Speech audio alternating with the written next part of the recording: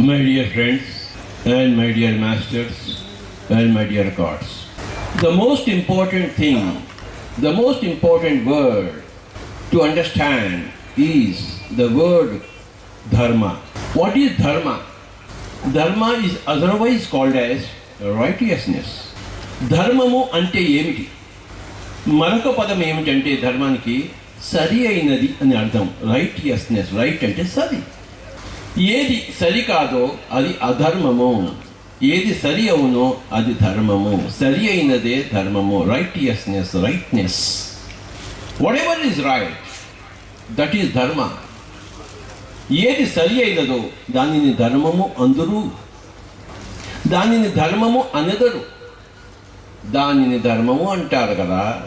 ఏది సరి అయినదో, సరి కానిది అధర్మము, సరి అయినది ధర్మము.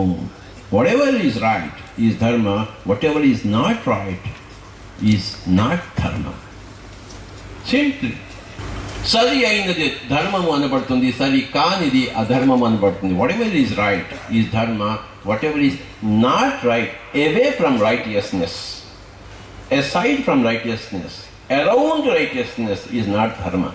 Whatever is rightness is dharma. ఏది సరి అయినదో అది ధర్మము.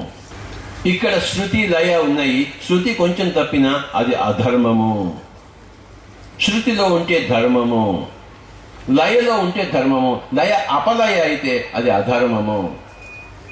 సరి కానిది అధర్మము, సరి అయినది ధర్మము. మై డియర్ ఫ్రెండ్స్, ప్రతి విషయంలోనూ సరి అయినది ఏమిటో తెలుసుకోవాలి, సరి కానిది ఏమిటో తెలుసుకోవాలి. అప్పుడు సరి అయినదిలో మనం జీవిస్తాం, సరి కానిదిలో జీవించము. In every issue, in every matter you should understand what exactly is right, what exactly is not right. In each and every issue.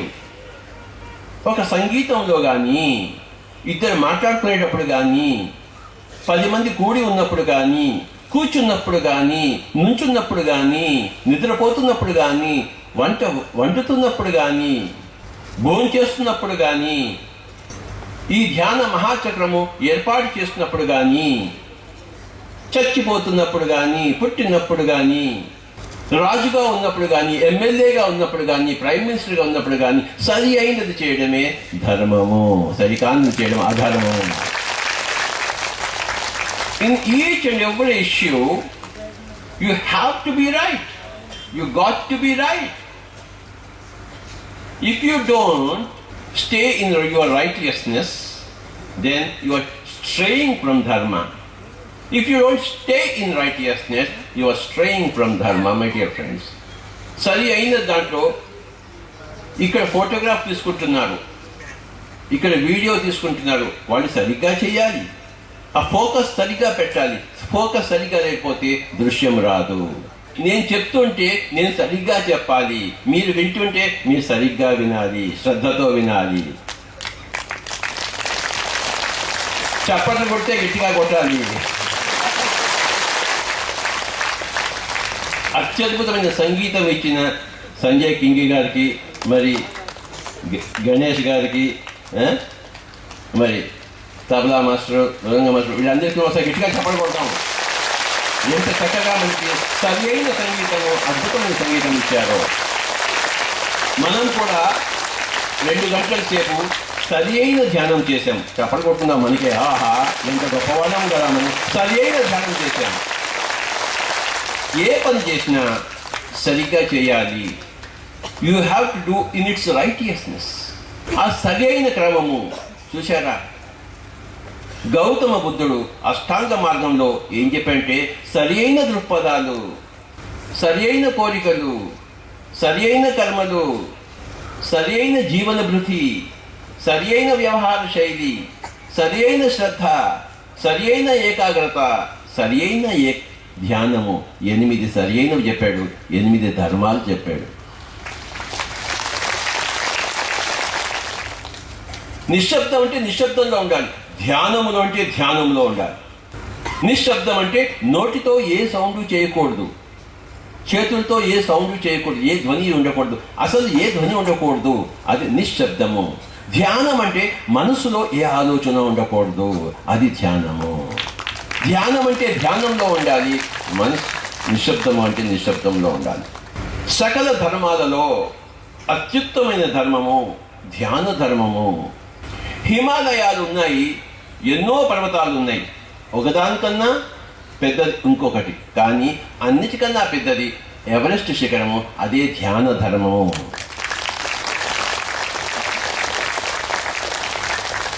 ధ్యాన ధర్మం తర్వాత ఏ ధర్మం వస్తుంది? ఎవరెస్ట్ తర్వాత నెంబర్ 2 ఏమిటి? నెంబర్ 2 తర్వాత నెంబర్ 3, నెంబర్ 4, నెంబర్ 5, నెంబర్ 6 ఎన్నో నెంబర్లు ఉంటాయి, కానీ number 1 is Everest. Number 1 is ధ్యాన ధర్మము. నెంబర్ 2 ఈజ్ అహింసా ధర్మం.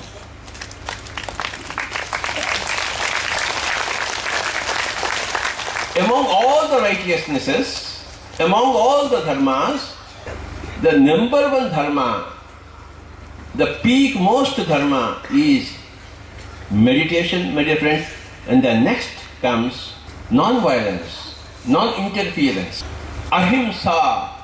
2 ధర్మాలు ఉన్నాయి, ఒకటి స్వధర్మము, 2 పరధర్మము. మన పట్ల మన ధర్మము, మన పట్ల మన రైటియస్నెస్, మన పట్ల మనం సరిగా ఉన్నది స్వధర్మము, పరుల పట్ల సరిగా ఉండడం అనేది పరధర్మము. To be right with our own self is swadharma, to be right with others is paradharma. స్వధర్మంలో ఒకటే ఒకటి ఉన్నది, పరధర్మంలో అనేక ఉన్నాయి. మనతో మనం నిర్వహించే విధానంలో, వ్యవహరించే విధానంలో ఒకటే ఒకటి ఉన్నది, దాని పేరు ధ్యానము. పరులతో ఉన్నప్పుడు ఎన్నో ఎన్నో ఎన్నో ఉన్నాయి, వాటన్నిటిలో అన్నిటికన్నా ముఖ్యమైనది అహింస. కనుకనే పరధర్మాల్లో పరమమైన ధర్మము అహింస, కనుక అహింస పరమో ధర్మ అన్నారు. ఇంకొక ప్రాణి మీద హింస చేయడం అనేది అది అధర్మము. You cannot violate the freedom of other beings. हम दूसरे के ऊपर हमला नहीं कर सकते हैं. అహింస పరమో ధర్మ.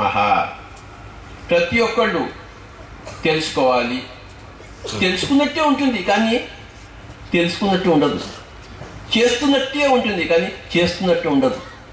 2 ధర్మాలు ఉన్నాయి, ఒక పక్కన స్వధర్మము, రెండో పక్కన పరధర్మాలన్నీ. పరధర్మాలు అన్నింటిలో కూడాను అన్నిటికన్నా ముఖ్యమైనది అహింస. హింస చేయరాదు. గుర్తుంచుకోండి, హింస అనేది శారీరకము. అందరూ అంటారు మానసిక హింస హింసయేనా అంటే, మానసిక హింస హింసే కాదు, శారీరక హింసే హింస. మనసుతో లేకపోతే వాక్కుతో నువ్వు గాడిద పంది అని తిట్టు, అది హింస కాదు. ఎందుకంటే గౌతమ బుద్ధుడిని చాలా తిట్టారు, బండబూతులు తిట్టారు, ఆయన పక్క నవ్వాడు. ఆయనకి ఏమైనా హింస అయిందా? నువ్వు వాళ్ళ మాటలు ఎందుకు పట్టించుకున్నావు? మాటలు పట్టించుకోకూడదు. నువ్వు వాళ్ళ మాటలు పట్టించుకున్నావు కనుక నీకు హింస ఏర్పడింది. కానీ ఒక చెయ్యి విరగొట్టడం కానీ, ఒక కాలు విరగొట్టడం కానీ, ఒక మనిషిని చంపడం కానీ, కళ్ళు పీకేయడం కానీ, శరీరం మీద దాడి హింస అనబడుతుంది. ఒక మానభంగం కానీ, దట్ ఈజ్ హింస. మానసికమైనది అవతల వాళ్ళు తీసుకోవాల్సిన అవసరమే లేదు. నన్ను ఎవరైనా గాడిద అంటే నాకేమీ ఉండదు. It doesn't have any effect on me. నాకు హింస ఎలా అవుతుంది? కానీ నా చెయ్యి ఎవరిని విడగొట్టానుకోండి, నాకు డెఫినెట్గా హింస అవుతుంది. నన్ను 1,00,000 తిట్టండి, నాకేమీ ఉండదు, నాకు హింసే లేదు. మీరు తిడితే కానీ నా వేలు విరగొడితే నాకు హింస, నొప్పి వస్తుంది. హింస అంటే జంతువులను చంపకూడదు, చిత్రహింస చేయకూడదు. చిత్రహింస, విచిత్రంగా హింస చేస్తారు. ఖైదీలను పట్టుకుని యుద్ధం చేస్తూ ఎంత హింస ఉన్నదో ఈ ప్రపంచంలో. ఎక్కడ చూసినా హింస, శారీరక హింస, శరీరాన్ని హింస పెడుతున్నారు. అత్తగారు కోడలను తిట్టినా పర్వాలేదు కానీ కోడల మీద చెయ్యి చేసుకోకూడదు. తల్లిదండ్రులు పిల్లవాడిని మందలించవచ్చు కానీ పిల్లల మీద తల్లిదండ్రులు చెయ్యి చేసుకోకూడదు. చెయ్యి ఎందుకు చేసుకుంటారు? విధి లేని పరిస్థితుల్లో every rule has got exception. అలాంటి పరిస్థితుల్లో తప్ప ఎన్ని ధర్మాలు చెప్పినా ఆ ధర్మాల్లో ఎక్సెప్షన్ ఉంటుంది. దాని పేరు ఆపద్ధర్మము. ఆపత్కాల సమయంలో ఇంకేది విధి లేకపోతే ఆ తండ్రి 2 ఉతుకుతాడు. అది ఉతకడం అది హింస కాదు. ఉదాహరణకు నేను చెప్తాను. మా అన్నగారు హై స్కూల్లో ఉండేటప్పుడు రిజల్ట్స్ వచ్చాయి. 1 మార్కుతో ఫస్ట్ క్లాస్ పోయింది. ఒకటే 1 మార్కుతో. మా నాన్నగారు, నీకు ఫస్ట్ క్లాస్ పోయిందా, నన్ను అవమానం చేశావు, నేను ఎప్పుడు ఫస్ట్ క్లాస్లో వచ్చాను, నా కొడుకు ఫస్ట్ క్లాస్ రాలేదేమిటి అని మా అన్నగారి చొక్కా ఇప్పించి వెనక్కి తిప్పించి వీపు మీద బాదాడు, ఉతికాడు. అర్ధగంట సేపు నేను పక్కనే చిన్న పిల్లవాడిని కూర్చున్నాను భయం వేస్తూ. మా అన్నగారిని వీపు మీద అర్ధగంట సేపు ఉతికి ఉతికి ఉతికి ఉతికి ఆరేశాడు. అప్పుడేమైందంటే అప్పటి నుంచి ఇప్పటిదాకా ప్రపంచంలో నెంబర్ 1 సైంటిస్ట్గా ఉన్నారు ఆయన. అది కోపము కాదు, క్రోధము కాదు, అది హింస కూడా కాదు. హింస అది ఆపద్ధర్మం. బ్రహ్మజ్ఞానికి బ్రహ్మ హత్యాపాతకం లేదు. ఒకానొక అతను బ్రహ్మజ్ఞాని, అతను చంపేశాడు అందరినీ. అతనికి హత్యాపాతకమే లేదు, అతను బ్రహ్మజ్ఞాని. అన్ని చోట్ల తానే ఉన్నాడని తెలుసుకున్నవాడు ఇప్పుడు చంపేశాడు. సంజయ్ కింగిని చంపేశాను, ఇక్కడ ఎవరున్నారు, ఇక్కడ నేనే ఉన్నా, ఇక్కడ ఉన్నా, నన్ను నేను చంపుకుంటాను, అది హింస ఎలా అవుతుంది? అలాంటి వాళ్ళకి అది హింస అదే కాదు. నన్ను కొట్టాడు అనుకున్నాడు సంజయ్ కింగ్ ఎప్పుడు. బ్రహ్మజ్ఞానికి బ్రహ్మ హత్యాపాతకము లేదు. బ్రహ్మజ్ఞాని కాని వాడికి ఏ హింస చేసినా అదే పాతకము. You should understand the situations. By and large 99% you should not harm the physical body of another being. ఒక కోడి కానీ, ఒక మేక కానీ, ఒక మనిషి కానీ, అత్తని కానీ, కోడలు కానీ చెయ్యి చేసుకోవద్దు. బ్రహ్మజ్ఞాని అయితే నువ్వు చెయ్యి చేసుకోవు, ఆటోమేటిక్గా చెయ్యిపోతుంది అక్కడికి ఒక పని చేయడం కోసం. అహింస పరమో ధర్మ. అహింస అనే ధర్మంలో మానవుడు జంతు జాతి మీద, పక్షి జాతి మీద, మత్స్య జాతి మీద లేని హింస చేస్తున్నాడు. మనమందరం చూస్తున్నాం. అక్కడే లక్ష్మీ నరసింహస్వామి గుడి ఉంది, దాని ముందరే మాంసం అంతే వేలాడి పెట్టారు. అక్కడ ఆ దేవుడికి పట్టలేదు, ఆ ప్రజలకి పట్టలేదు, ఎవరికి అర్థం కాలేదు. బాగా మాంసం తిని పైకి వెళ్ళి మొక్కుకుంటాడు సింహాచలం పైకి, దేవుడా నన్ను రక్షించని చెప్పి. నువ్వు రక్షించవు జంతువులని, నిన్ను దేవుడు రక్షించాలట. ఎట్టా? నువ్వు పక్క వాళ్ళకి ఏమి చేస్తావో అదే నీకు వస్తుంది. కర్మ సిద్ధాంతము. నువ్వు ధర్మంగా అందరితో ఉంటే నీకు ధర్మం జరుగుతుంది, నువ్వు అధర్మంగా అందరితో ఉంటే నీకు అధర్మం జరుగుతుంది. కర్మ సిద్ధాంతము. As you do unto others, so it will be done to you. As you sow, so you reap. ఇష్టం మీది, ఏం చేస్తారో చేయండి. చంపుతారా, చంపండి, చంపబడతారు. రక్షిస్తారా, రక్షించండి, రక్షింపబడతారు. మీరు ఏది చేస్తారో అది మీకు తిరిగి వస్తుంది.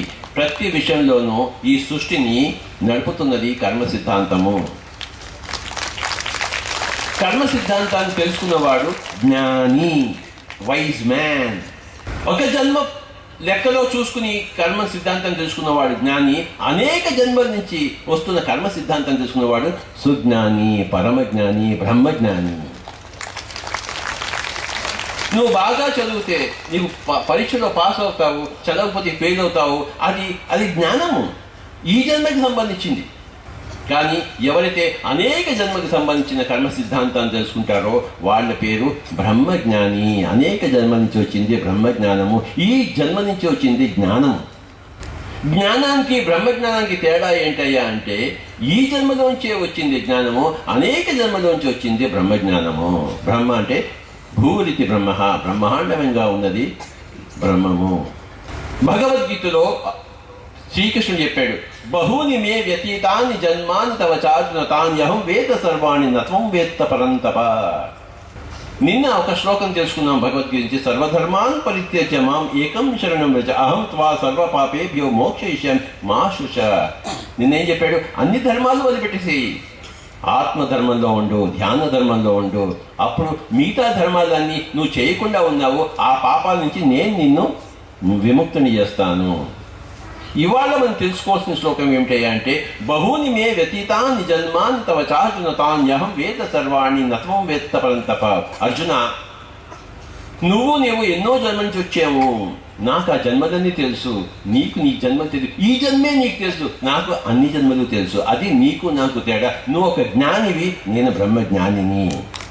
పాండవులు జ్ఞానులు, కృష్ణుడు జ్ఞాని కాదు, బ్రహ్మజ్ఞాని. పాండవులు ఉత్తములు, కృష్ణుడు ఉత్తములు కాదు, పురుషోత్తముడు, ఉత్తమోత్తముడు. కౌరవులు అజ్ఞానులు, కర్మ సిద్ధాంతం తెలీదు. ద్రౌపది మానభంగం చేస్తే దాని ఫలితం నాకు వస్తుందని వాడికి తెలియదు. తెలిసినట్టు ఉంటాడు, దాన్ని లెక్కలో పెట్టుకోడు. అజ్ఞానం. జ్ఞానాన్ని లెక్కలో పెట్టుకోకపోతే అజ్ఞాని.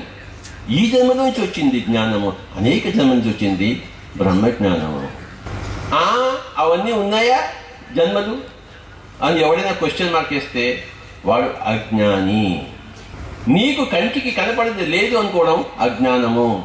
పొద్దున పూట సూర్యుడు ఉన్నప్పుడు నక్షత్రాలు కనపడవు. నక్షత్రాలు లేవా? నీకు కనపడే నక్షత్రాలు కొన్ని, ఆ వెనకాల ఉన్న నక్షత్రాలు లేవా? మనకు తెలిసింది ఎంత, మనం చూడగలిగింది ఎంత, ఉన్నది బ్రహ్మాండం అంతా. అర్జునుడికి మరి ఒకటే జన్మ తెలుసు, కృష్ణుడికి అన్ని జన్మలు తెలుసు. అది తేడా, డిఫరెన్స్ బిట్వీన్ జ్ఞాని అండ్ బ్రహ్మజ్ఞాని. కౌరవులు అజ్ఞానుల కింద లెక్క, పాండవులు జ్ఞానుల కింద లెక్క, కృష్ణుడు బ్రహ్మజ్ఞాని కింద లెక్క. ఈ జన్మలోని కర్మ సిద్ధాంతాన్ని కూడా గ్రహించలేదు కౌరవులు, ఈ జన్మలోని కర్మ సిద్ధాంతాన్ని గ్రహించగలరు పాండవులు. మరి అనేక జన్మ నుంచి వచ్చిన కర్మ సిద్ధాంతాన్ని అందుకున్నవాడు బ్రహ్మజ్ఞాని. ఒక జన్మ నుంచి అనేక జన్మలకి పోవడం అనేది ధ్యానము. అనేక జన్మల గురించి తెలుసుకోవాలంటే కావాల్సింది ధ్యానము. నువ్వు భగవద్గీత చదివితే నీ గత జన్మలు నీకు తెలియవు. బ్రహ్మర్షి పత్రిజీ కాళ్ళు పట్టుకుంటే మీకు గత జన్మలు తెలియవు. మీరు ధ్యానం చేస్తే మీరు బ్రహ్మర్షి అవుతారు, ఎవడైనా అవుతాడు. ధ్యానం చెబితే ఎవడూ కాడు, ధ్యానం చేస్తే ఎవడైనా అవుతాడు. అజ్ఞానంలో ఉన్న కౌరవులు జ్ఞానంలో రావాలి పాండవులుగా, జ్ఞానంలో ఉన్న పాండవులు బ్రహ్మజ్ఞానంలో వెళ్ళాలి కృష్ణుడిలాగా. అది స్టెప్. 3 రకాల వాళ్ళు ఉన్నారు ప్రపంచంలో. కృష్ణుడు లాంటి వాళ్ళు, పాండవులు లాంటి వాళ్ళు, కౌరవులు లాంటి వాడు. నువ్వు కౌరవులు లాంటి వాడు చికెన్ మటన్ తినేవాడు అయితే ఆ హింస మానేసి మంచితనంలో వచ్చి పాండవుడిగా ఉండాలి, అహింసలో జీవించాలి, జ్ఞానంలో. ఏంటి కర్మ సిద్ధాంతము తెలుసుకున్నవాడు జ్ఞాని. నేను హింస చేస్తే నాకు ప్రతిహింస వస్తుంది. అందుకే ఎంత బాధలు పెట్టినా పాండవులు ఓర్చుకున్నారే కానీ వెంటనే రియాక్ట్ కాలేదు. ఇక విధి కాని సమయంలో ఆపద్ధర్మము, నువ్వు నన్ను చంపడానికి వస్తున్నావు, అప్పుడు నిన్ను చంపుతాను, అప్పుడు యుద్ధాయ కృత నిశ్చయ, చంపు వాళ్ళని. అప్పుడు కూడాను 5 ఇస్తే చాలైనా మేము ఎక్కడికో వెళ్ళిపోతాం, తల దాచుకుంటాం. నువ్వు మమ్మల్ని చంపరాదు అనుకున్నావు, కానీ మేము చంపను, 5 గ్రామాలు. వీడు ఎక్కడ పోతుంటే అక్కడ చంపుతున్నాడు కౌరవుడు. అప్పుడు ఏం చేస్తాడు? ఇక తిరగబడి వాడిని చంపాల్సిందే. అప్పుడే ఆపత్ సమయంలోనే ద్రౌపది మానభంగము చేసినప్పుడు కాదు, అరణ్యవాసము చెప్పినప్పుడు కాదు, అజ్ఞాతవాసం భంగం చేసినప్పుడు కాదు, ఇంకా విధి లేని పరిస్థితుల్లో అది ఆపద్ధర్మము. ధర్మము తెలుసుకోవాలి, ఆపద్ధర్మం తెలుసుకోవాలి, రూల్ తెలుసుకోవాలి, ఎక్సెప్షన్ తెలుసుకోవాలి. షేక్స్పియరు ఒకానొక సందర్భంలో మోర్ బెటర్ అన్నాడు. షేక్స్పియరే. మోర్ అన్నా ఉండాలి, బెటర్ అన్నా ఉండాలి. ఇంగ్లీష్లో 2 ఉండడం గ్రామటికల్ కాదు, వ్యాకరణ సిద్ధాంతానికి విపరీతం. కానీ షేక్స్పియర్ ఉపయోగిస్తే కరెక్ట్, నువ్వు నేను ఉపయోగిస్తే రాంగ్. కానీ షేక్స్పియర్ ఉపయోగిస్తే మోర్ బెటర్ అంటే అది కరెక్ట్. కనుక మై డియర్ ఫ్రెండ్స్, ధర్మము వేరే, ఆ ధర్మం అనే రూలు, ఎక్సెప్షన్ వేరే. ఆపద్ధర్మములో ఆ ధర్మానికి విపరీతంగా కనబడుతుంది. ఆపద్ధర్మాన్ని చూసి అది ప్రతిరోజు చేస్తే అది అధర్మం అవుతుంది. 2 రకాల ధర్మాలు ఉన్నాయి, స్వధర్మము, పరధర్మము. నీ పట్ల నువ్వు వ్యవహరించే తీరు స్వధర్మము, పరుల పట్ల వ్యవహరించే తీరు పరధర్మము. స్వధర్మాల్లో ఉన్నది ఒకటే, దాని పేరు ధర్మము. పరధర్మాల్లో ఉన్నతోన్నతమైనది అహింస. అహింస పరమో ధర్మ. కనుక సకల ధర్మాలలో నెంబర్ 1 ధర్మము ధ్యానము, ధ్యాన ధర్మము. నెంబర్ 2 రెండవ ధర్మము అహింసా ధర్మము. తెలుసుకోండి, ధర్మయుతంగా జీవించండి.